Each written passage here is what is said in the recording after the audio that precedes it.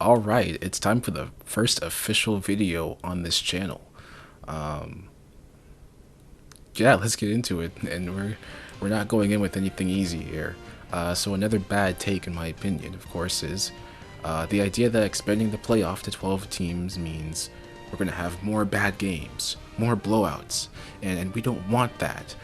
Which, let's start off with the first point here, alright? The very first point is this. You get more games of any kind, you're going to get both more good games and more bad games. Every time I hear someone say, there's going to be more blowouts, they never substantiate that with anything else. They're completely ignoring the fact of the effect that this will have. If this goes through, and this means that you will have 12 teams in the playoff, this is going to have some insane ramifications, most of them being good. Alright, so let's start off with the first one here, right? The first one's going to be, and this is actually a counter argument as well, right? The regular season now matters for the other half of college football. One of the first arguments you'll hear is this devalues the regular season. And I'm going to get into a specific example of who this might devalue the regular season for. But the regular season is now validated for Cincinnati. It's now validated for BYU. It's now validated for Tulsa. It's now validated for Boise State. It's now validated for Houston. It's now validated for UCF. You see, all these teams that were very good but never got the fair shot to really make their stake for the national championship, they're now going to almost be guaranteed to have that opportunity. And now they know entering this season, right? They're not going to think, unless we do something historical like beat every opponent by 70 points each game. Now they know we have a legitimate shot at making the playoff, and from there, who knows what could happen. In fact, there's only about 3 or 4 teams that I think this truly devalues the regular season for, and then devalue even then the extent to which it's devalued is not even that much. But there's only about 4 teams that this is devalued for. A team like Texas, especially Georgia, Florida, and maybe a team like Notre Dame. And the reason why I say that is because those 4 teams in particular, and Michigan too, can't forget about Michigan and Penn State, those 4 or 5 teams have a big hurdle that they cannot get over that would get them into the playoff most years. But with this new playoff now, they don't have to be perfect. Georgia doesn't have to beat Alabama.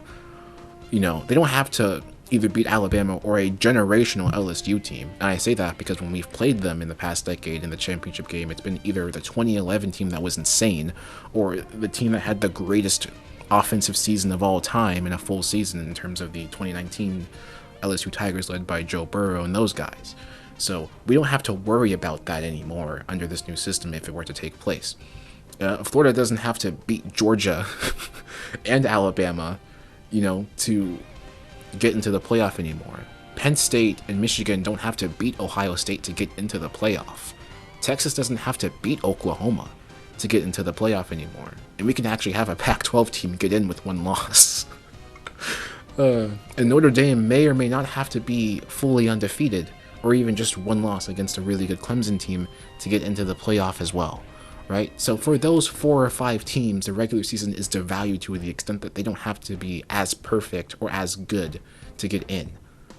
But in exchange for, you know, those fringe, you know, those next 4 or 5 teams out, traditionally speaking, with the exception of them, now the entire rest of college football, the regular season means more. I already mentioned the fact that all the group of 5 teams now know if we have a great season, and if we look really good, there's a very good chance we're in the playoff, and we get our shot, our opportunity with the big boys. And in America, that's supposed to be the land of opportunity. Why are we so against giving more guys the opportunity to play for the national championship? We're not giving them the national championship. We're not doing that. If UCF manages to somehow get into the playoff in 2017, you're not giving them the national championship automatically. That's not what's happening here. They're just getting the opportunity. And that's what I don't get. I don't understand why we're so up in arms about more teams getting the opportunity to compete for a national championship. That just doesn't make any sense to me. That does not compute in my mind whatsoever. I understand the arguments of that's more games and that's taxing, but let's be real here, right? Let's think about the NCAA tournament, for example. A sport that is much more, you know, especially given the single elimination nature of the NCAA tournament, it's much more volatile because of the fact that you just might have a bad shooting night. You might miss one player, and that's the difference between, getting to the national championship, like in Virginia's case, or you might lose in the first round as the first ever number 1 seed to lose to a 16. So, like, basketball is a very volatile sport, and that's what makes the March Madness so unpredictable.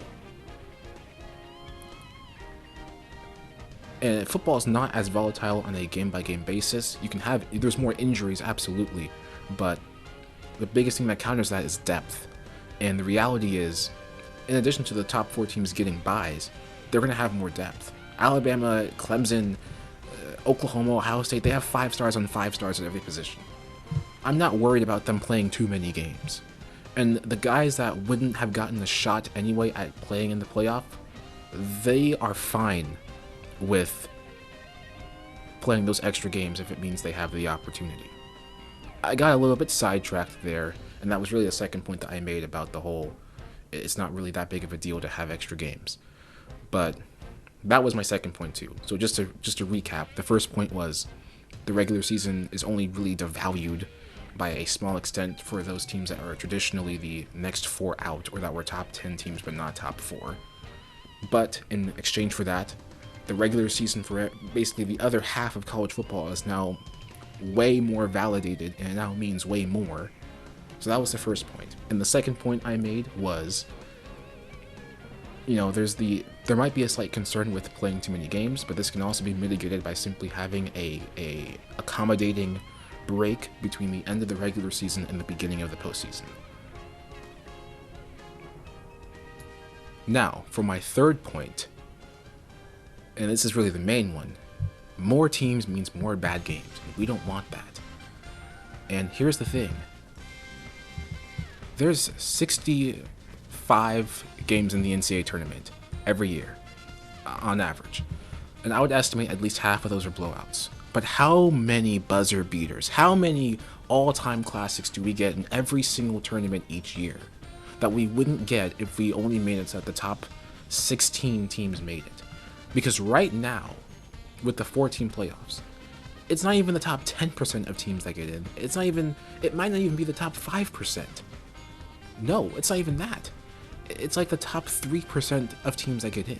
Whereas in the NCAA tournament, it's 64 teams out of, I'm guessing, like 400. So you still have to be like in the top, trying to think. I think in the 80th percentile, statistically speaking, to get into the tournament. And to do that as a mid-major, you have to either have an out-of-nowhere conference tournament run, you have to win your conference tournament to begin with, or you have to get an at-large bid as a mid-major, you have to have this just fantastic out-of-conference schedule. You can't lose more than 1 game in conference. Like, the margin of error is so razor-thin for mid-majors to get into the NCAA tournament. So pretty much every team that gets into the tournament was either a Power 5 team that competed and that, did good enough to be an okay team, or it's a very good mid-major squad. And you might, occasionally have that mid-major team that has no excuse or no reason to be there, that went on a random, run in their conference tournament, beat the number 1 seed, and they did so with a losing record in conference. But that isn't very common. So I don't understand why we're so concerned about that. And a team that ends up getting into the playoff that might have a losing record or might not be the best, right? The likely scenario is they're probably just going to end up getting blown out. And that's fine. Who cares? Oh no, there's another blowout. You'll live. Nothing's going to happen to you. I promise you won't die. But in exchange for having more games, we have more great games. Georgia versus Oklahoma in 2017 doesn't happen without the playoff, because Georgia was the number 3 team playing against Oklahoma, who was the number 2 team, or number 2 seed. That doesn't happen without the playoff. You know, Clemson versus Ohio State in 2019 doesn't happen without the playoff, because Clemson was the number 3 seed, if I'm correct, whereas Ohio State was number 2 seed. I'm actually forgetting which one. I mean, they're both right there, I think. No, Ohio State was number 2 seed, because I remember that there was a debate between whether LSU or Ohio State should have been the number 1 seed. But you see the point where I'm getting here, right? And sure, the rate isn't going to be equal. I'm in no way inferring that. And I'm also not denying the fact that you're right. More teams means we are going to have more bad games. That's absolutely true. And we're going to have more bad games and we're going to have good games. But we're going to have more good games still. Like, generally speaking, we're going to get more good playoff games with more teams in there than we would have with just 4 teams. And I have no reason why I can't think of why no one's bringing this up. Like, this is a very out there, obvious point. But that's all I've got for that third point, at least. And another, now this isn't really a point for me, this is more just something that's, I guess I'm gonna be echoing some of the, no, that's not gonna make sense either. I'm gonna, for a second here, I'm going to act like I'm on the team of, don't expand the playoff, keep it at 4, 4 is perfect. I'm gonna act like I'm on that side. There was one consequence of this. The major bowl games, the BCS bowls in particular, or I guess the New Year's 6 bowls. I grew up in the BCS era, so I'm so used to calling them BCS bowls, but they are, by all and large, by all counts, they are New Year's Eve or New Year's bowls. So the New Year's bowls, they're going to suffer a lot. We can't like lie about this. The vast majority of teams that make or that have made the New Year's 6 bowls would be in the playoffs under this new 12-team format. And that unfortunately or fortunately means that you're going to see traditionally lower tier teams get their spotlight. You're going to have there's going to be a year at some point where like Oregon State comes out of nowhere and has like an 8-4 season, and they're going to be in like the top, they're going to be like in the top 20, and because like the Pac-12 champion is in the playoff, you know, Oregon State's going to be in the Rose Bowl, and they'll probably be playing against like Indiana, who had another good 9-3, 8-4 year, right? You're going to have that happen. You're going to have maybe Texas Tech coming out of nowhere. I hope they do this, by the way. You're going to have Texas Tech coming out of nowhere with like an 8-4 year, and they're going to go into the is it the Fiesta Bowl? It is the Fiesta Bowl. It's the one it should be the one in Arizona and Phoenix. They're going to be going to the Fiesta Bowl playing against maybe some random team like Auburn. Maybe Auburn can't shake the 8-4 curse. So yeah, you know, those big time bowl games are going to suffer, but in exchange for that, at the same time, that's also not the worst thing in the world, because instead of seeing Oklahoma in the Fiesta Bowl for the 18th time, instead we're going to see, you know, we're going to see different teams in there. We're going to see different Power 5 teams getting that spotlight. Of course, this is me assuming that, you know, in addition to hosting the playoffs, that we still also get these New Year's 6 bowls. And that's another thing too. I believe one of the proposed ideas is that like for the first rounds that don't include the teams that have byes, those first round games would be played like on home campuses, and that would be amazing. Like that would be crazy if Boise State hosted a playoff game, or you know, you could go to Cincinnati and watch a playoff game. Or hell, they host a playoff game in Michigan, because Michigan, you know, they had a great season and they lost to Ohio State by 20 points again. But they get to host a playoff game. Like, there's a lot of good that I see in this. And by the way, I finished playing Devil's Advocate a long time ago, if you can't tell. But there's a lot of good that can come out of this new playoff formula. And the bad, oh man, I don't really think that's anything to worry about. I think the bad is honestly outweighed by the good, in all honesty. I wholeheartedly believe that there are going to be some downsides for sure and effects of making it a 12-team race. But I think the biggest one of all is the fact that college football, the regular season, will now matter for the small guys too. The small guys will have their chance to play you. Even if UCF wanted to have an out-of-conference schedule, they're not going to get that. Florida's not going to do a home-and-home with them. So now we're going to potentially get the case where you'll have those regional small schools going up against the big school in that area.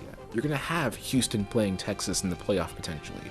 You're going to have UCF finally being able to give it to Florida, you know? And we should all be happy about that. And maybe Boise State can beat Oregon again. But the little guys win. Hopefully they win. If this 12-team expansion is actually going to come to pass. And I think that alone makes it worth all of the bad shortcomings that might come as a result of expanding the playoff. Anyway, thank you guys for watching this video, this debut video of mine, by the way. If you liked it, I would love to have some comments. I enjoy going back and forth. I enjoy talking about sports. It's probably the #1 thing I enjoy talking about more than anything else. I used to have debates with my father on sports all the time, and as I got older and into high school, he would tell me to go into school for journalism and broadcasting, specifically for sports. Now, of course, I didn't do that, but I do enjoy talking about this. If you think my opinion's crap and you can actually substantiate that with some solid claims and not just insults, I would love to hear your thoughts on the points I've made. And I'm going to be sure at the end of the video to at least keep a chart of the points I made. That way it's not too hard to get lost, because honestly, it might also be good for me to have that chart there as well.